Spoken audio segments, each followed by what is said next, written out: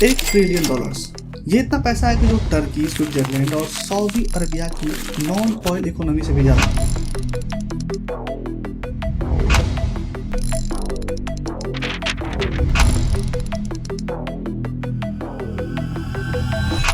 और हिस्ट्री में पहली बार कोई एक अकेला इंसान इस नंबर को टच करने वाला है।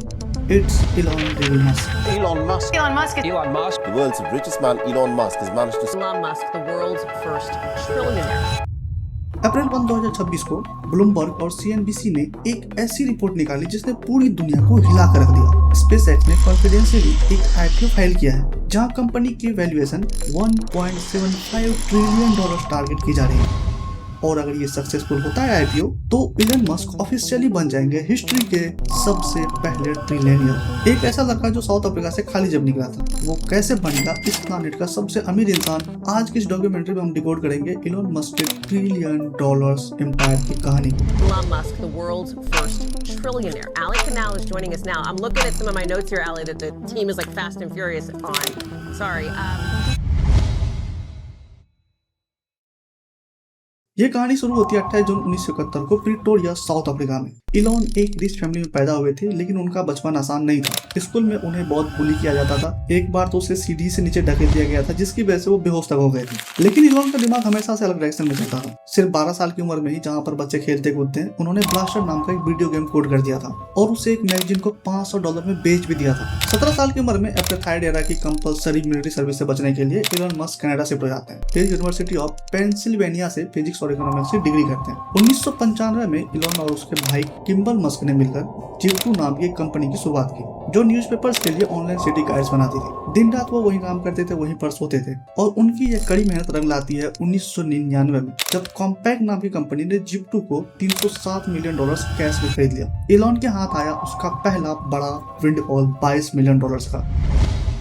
यहाँ पर अगर कोई एक नॉर्मल इंसान होता तो $22 मिलियन लेकर लाइफ सेट करता, एंजॉय करता। लेकिन इलॉन मस्क ने इतना सारा पैसा दांव पर लगा दिया। उसने शुरू किया एक ऑनलाइन बैंकिंग वेबसाइट X.com, आज का ट्विटर वाला नहीं, जो कि बाद में मर्ज हुई कॉन्फिनिटी के साथ और बन गई पेपल। बाद में 2002 में eBay ने पेपल को $1.5 बिलियन में एक्वायर कर लिया। टैक्स वगैरह काट कर इलॉन के हाथ में आया $165 मिलियन। 2002 में उन्होंने फॉर्म किया SpaceX. 9, 8, off. Go Falcon, go Starlink. उनका मकसद था ह्यूमैनिटी को मल्टी प्लैनेटरी बनाना। उन्होंने अपने पेपल पे आउट से लगभग $100 मिलियन अकेले इस कंपनी में झोंक दिए। लेकिन स्पेस बिजनेस बहुत ही क्रूर होता है। 2006 से 2008 के बीच स्पेसएक्स ने अपने फैल्कन 1 रॉकेट से लगभग 3 लॉन्चेस अटेम्प्ट किए। एंड गेस व्हाट, तीनों के तीनों लॉन्चेस फेल हो जाते हैं।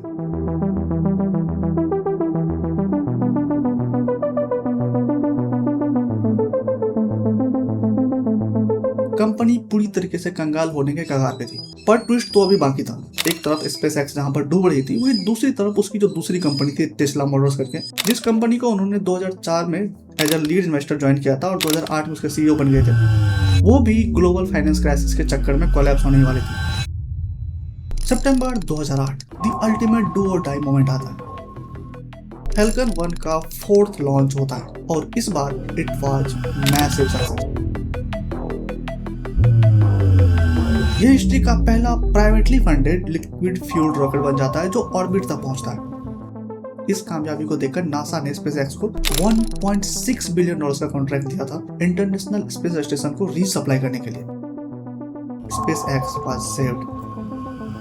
वहीं दूसरी तरफ 2009 में यूएस डिपार्टमेंट ऑफ एनर्जी से टेस्ला को $465 मिलियन का लोन मिलता है, जिससे टेस्ला को भी ऑक्सीजन मिल जाती है। जून 2010 में टेस्ला का IPO आता है एट $17 पर शेयर। 2012 में मॉडल S लॉन्च होती है और 2017 में उसका मॉडल 3 लॉन्च होता है, जो कि दुनिया की बेस्ट सेलिंग इलेक्ट्रिक कार बन जाती है। टेस्ला का स्टॉक प्राइस इतना ज्यादा भागा कि वोल्क्सवैगन, टोयोटा और फोर्ड जैसी बड़ी कंपनी को पीछे छोड़ते हुए दुनिया की सबसे वैल्यूएबल कार कंपनी बन जाती है टेस्ला। और इसी के साथ इलन मस्क ने अगस्त 2020 में $100 बिलियन का नेटवर्थ क्रॉस कर लिया।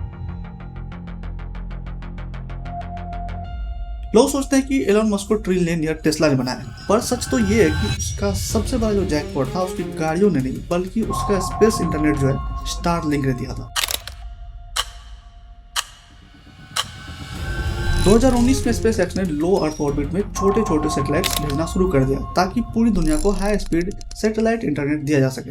2021 में उसके पास लगभग 10,000 बेटा यूजर्स थे, लेकिन उसके बाद जो एक्सपोनेंशियल ग्रोथ हुई वो दिमाग हिला के रख देती है। 2023 में जो नंबर 2.3 मिलियन सब्सक्राइबर्स का था, ये नंबर मार्च 2026 तक 10.3 मिलियन सब्सक्राइबर तक पहुंच जाता है 164 कंट्रीज के अंदर। स्पेसएक्स के आईपीओ फाइल करने से पता चलता है कि सिर्फ स्टारलिंक ने 2025 में 11.4 बिलियन डॉलर्स का रेवेन्यू जनरेट किया है, जो पूरे स्पेसएक्स का 61% है। और सबसे क्रेजी बात, स्टारलिंक की स्पेसएक्स की अकेली प्रॉफिटेबल डिवीजन थी 2025 में, जिसने 4.42 बिलियन डॉलर्स का ऑपरेटिंग इनकम कमाया था। रॉकेट लॉन्चिंग और एआई डिवीजन जो है वो अभी भी लॉस में ही चल रहे हैं। स्टारलिंक बिल्कुल एक सॉफ्टवेयर कंपनी की तरह काम करता है। एक बार सैटेलाइट्स ऑर्बिट में चला गया तो नए सब्सक्राइबर को ऐड करने के लिए मार्जिनल कॉस्ट जो होती है वो ऑलमोस्ट जीरो हो जाती है। It's a pure cash printing machine.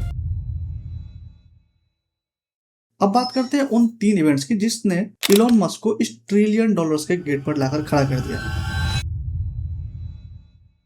पहला झटका इलॉन मस्क को तब लगा था जब जनवरी 2024 में एक लोअर कोर्ट ने इलॉन मस्क का 59 बिलियन डॉलर्स का टेस्ला कंपनसेशन पैकेज कैंसिल कर दिया था। ये कह के कि बोर्ड इंडिपेंडेंट नहीं था। लेकिन 19 दिसंबर 2025 को डेलावेयर सुप्रीम कोर्ट ने इस फैसले को उलट दिया और मस्क का पूरा पैकेज रिस्टोर कर दिया। इस एक रूलिंग से इलॉन की नेटवर्थ में सीधे 100 से 120 बिलियन डॉलर जुड़ जाते हैं। दूसरा मास्टर स्ट्रोक जो था वो था फरवरी 2, 2026 को, जब स्पेसएक्स ने इलॉन की आर्टिफिशियल इंटेलिजेंस कंपनी XAI को एक स्टॉक डील में एक्वायर कर लिया। इस मर्जर में स्पेसएक्स की वैल्यू लगी $1 ट्रिलियन की और XAI की जो वैल्यू लगी वो लगी $250 बिलियन की, जिसने एक कंबाइंड प्राइवेट एंटिटी खड़ी कर दी नेटवर्थ की $1.25 ट्रिलियन की।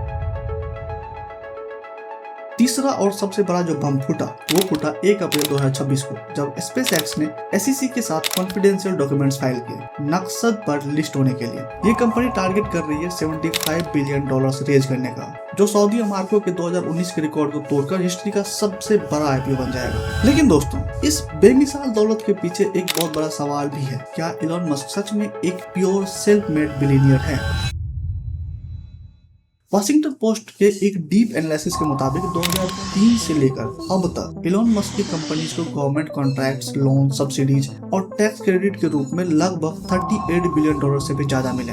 नासा ने स्पेसएक्स के क्रू और कार्गो मिशंस के लिए $14.9 बिलियन दिए और यूएस डिपार्टमेंट ऑफ डिफेंस ने नेशनल सिक्योरिटी लॉन्चेस के लिए $5 बिलियन से भी ज्यादा का कॉन्ट्रैक्ट दिया। टेस्ला जो है उसको ईवी रेगुलेटरी क्रेडिट से $11.4 बिलियन मिले। इसका मतलब ये नहीं है कि इलॉन मस्क ने इनोवेशन नहीं किया, पर हाँ, यूएस गवर्नमेंट उसके ट्रिलियन एम्पायर में एक बहुत बड़ी अर्ली स्टेज को इन्वेस्टर रही है। सो अब आगे क्या? इलॉन मस्क के पास टेस्ला के लगभग 13% शेयर है। स्पेसएक्स और XAI कंबाइंड कंपनी के 42% वो ओनर है, प्लस X यानी कि जो पहले ट्विटर था, इसके बाद फिर न्यूरालिंक और द बोरिंग कंपनी के भी वो मालिक है। अगर हम हिस्टोरिकल कॉन्टेक्स्ट में भी देखेंगे तो उन्होंने 1916 के पहले बिलियनियर जॉन डी रॉकेटफेलो को भी इन्फ्लेशन एडजस्टेड टर्म्स के मामले में पीछे छोड़ दिया। लेकिन इलॉन के लिए ये ट्रिलियन डॉलर्स का जो टैग है ये फाइनल डेस्टिनेशन नहीं है। उन्होंने खुद ये कहा है कि उनका असली मकसद पैसा कमाना नहीं है, बल्कि लाइट ऑफ कॉन्शियसनेस को बरकरार रखना है और मार्स पर एक सिटी बनाना है, जो कि पता नहीं हो पाएगा कि नहीं।